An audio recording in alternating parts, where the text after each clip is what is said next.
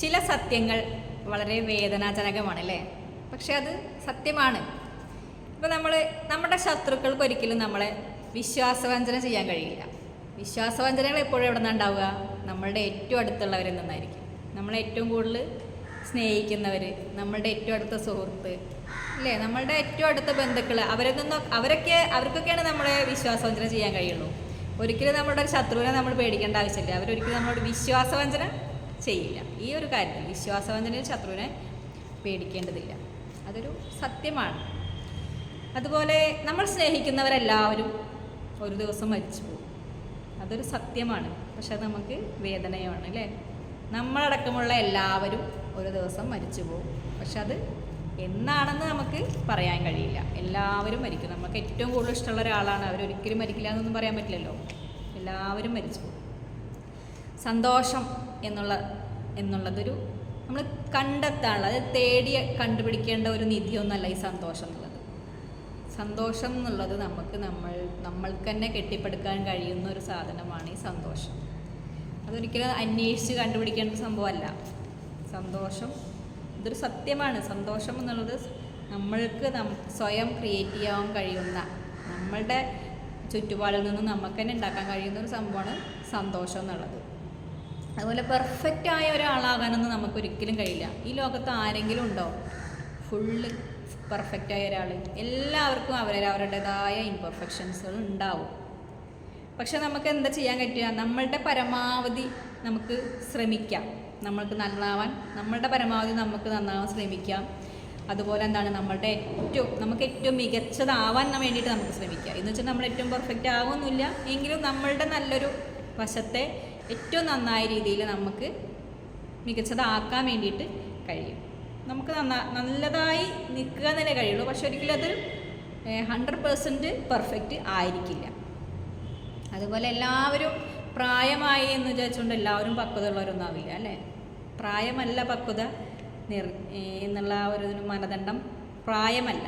അത് ഓരോരുത്തരുടെയും അറിവ്, കഴിവ് അല്ലേ, കാര്യങ്ങൾ കൈകാര്യം ചെയ്യാനുള്ള കഴിവുകൾ, പിന്നെ അനുഭവത്തിൽ നിന്ന് പഠിക്കുന്ന പാഠങ്ങൾ, അത് വെച്ചിട്ട് നമ്മൾക്ക് വരും കാര്യങ്ങളെ മുൻകൂട്ടി അല്ലേ നമുക്ക് പ്ലാൻ ചെയ്യാനും നേരിടാനും ഒക്കെ കഴിയുന്ന ചില നോളജ്, അറിവുകൾ. നമ്മളുടെ വളർച്ച, നമ്മളുടെ വയസ്സല്ല നമ്മളുടെ വളർച്ച. നമുക്ക് ബുദ്ധിപരമായ കാര്യങ്ങൾ, നമുക്ക് ചെയ്യാൻ പറ്റുന്ന കാര്യങ്ങളെക്കുറിച്ചുള്ളൊരു ധാരണ ഉണ്ടാവുക, നേരിടാൻ കഴിയുക. പക്വത എന്ന് പറയുന്നത്, മെച്യൂരിറ്റി എന്ന് പറയുന്നത് അതാണ്. അത് ഒരുപാട് പ്രായമുണ്ട്, എനിക്ക് ഒരുപാട് ജീവിതാനുഭവം ഉണ്ട് വെച്ചിട്ട് പക്വത ഉണ്ടായിക്കൊള്ളണമെന്ന് ഇല്ല. അതും ഒരു സത്യമാണ്. അങ്ങനത്തെ കാര്യങ്ങളാണ് ഉള്ളത്. അതുപോലെ നമ്മളൊരു സത്യമാണ്, നമ്മൾക്ക് എത്ര ബുദ്ധിമുട്ടുണ്ടെന്ന് വെച്ചിട്ട് അതൊക്കെ മറ്റുള്ളവരെന്തെങ്കിലും അവരാരെങ്കിലും വലിയ പ്രാധാന്യം കൽപ്പിക്കുന്നുണ്ടോ? നമ്മൾ ബുദ്ധിമുട്ടായ ജീവിതത്തിലാണ് ജീവിക്കുന്നത് വെച്ചിട്ട് മറ്റുള്ളവരാരെങ്കിലും നമ്മളതിനെ അവർക്ക് ബുദ്ധിമുട്ടാന്ന് പറയില്ല. ഇല്ല, കാരണം എല്ലാവരുടെ ജീവിതത്തിൽ അവരവരുടെ ബുദ്ധിമുട്ടുള്ളതുകൊണ്ട് അവർക്കൊക്കെ അവരവരുടെ കാര്യങ്ങൾക്കാണ് പ്രാധാന്യം. അല്ലാണ്ട് നമ്മൾക്ക് ബുദ്ധിമുട്ടുണ്ട് വെച്ചിട്ട് നമ്മളതിനെ അവരാരും ശ്രദ്ധിക്കാനൊന്നും പോകുന്നില്ല. അതും ഒരു നഗ്ന സത്യമാണ്. നമ്മളത് വിചാരിക്കും നമ്മളതിനെ എല്ലാവരും ഒന്ന് ശ്രദ്ധിച്ചിരുന്നെങ്കിൽ, സഹായിച്ചിരുന്നെങ്കിലൊക്കെ, അല്ലെങ്കിൽ നമുക്കൊരു ആശ്വാസം. അതൊന്നുമില്ല. കാരണം എല്ലാവർക്കും അവരവരുടെ ജീവിതത്തിൽ ആ ഒരു പ്രശ്നങ്ങളുള്ളത് കൊണ്ട് അവർ അവരുടെ കാര്യങ്ങൾ തന്നെയാണ് ശ്രദ്ധിക്കുള്ളൂ. നമ്മളെ ശ്രദ്ധിക്കല്ല ചെയ്യുക. അതുപോലെ നമ്മൾ എന്തെങ്കിലുമൊക്കെ ചെയ്തിട്ട് നമ്മൾ ക്വിറ്റ് ചെയ്യുക എന്ന് വിചാരിച്ചോ? ക്വിറ്റ് ചെയ്തു എന്ന് പറഞ്ഞു കഴിഞ്ഞാൽ നമ്മൾ തോറ്റു എന്നാണ് അർത്ഥം. നമ്മൾ സ്വയം പരാജയത്തിന് അടിമപ്പെട്ടു പോകുന്നതാണ് ഈ ക്വിറ്റ് ചെയ്യുക എന്നുള്ളത്.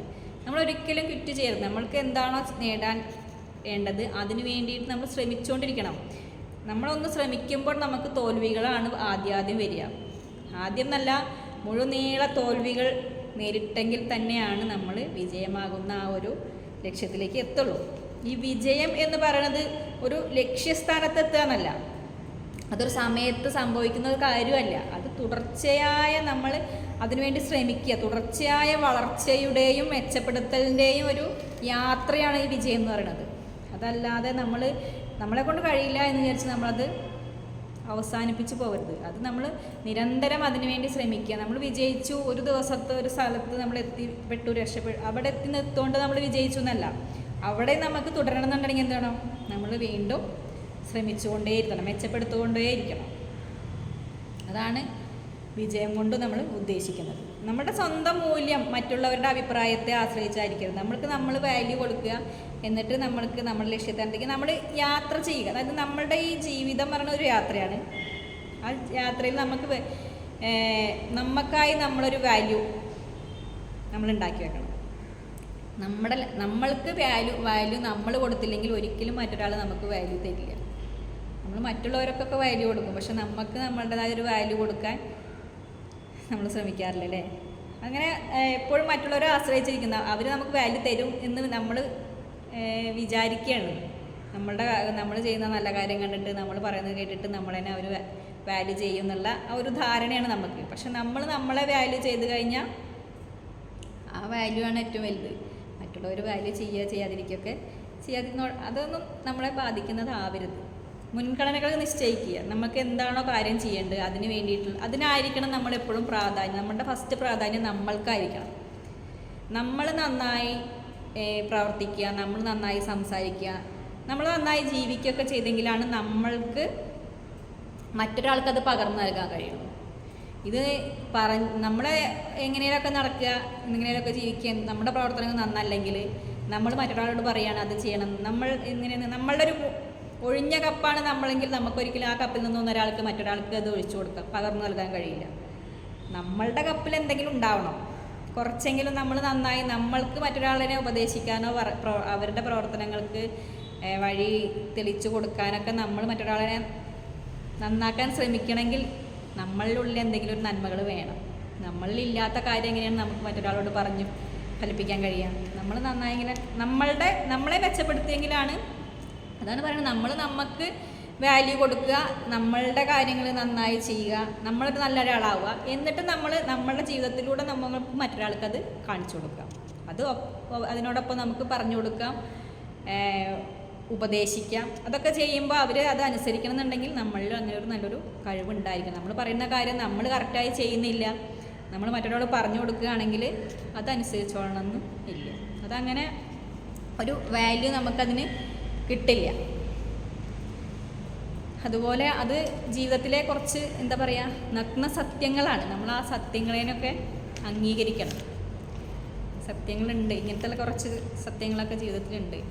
അതൊക്കെ ആയിട്ട് ജീവിതം ഹാപ്പി ആയിട്ട് പോവുക. സ്വയം തിരിച്ചറിയുക, സ്വയം വാല്യൂ കൽപ്പിക്കുക, എന്നിട്ട് ഹാപ്പി ആയിട്ട് കോൺഫിഡൻസ് ആയിട്ട് ജീവിക്കുക.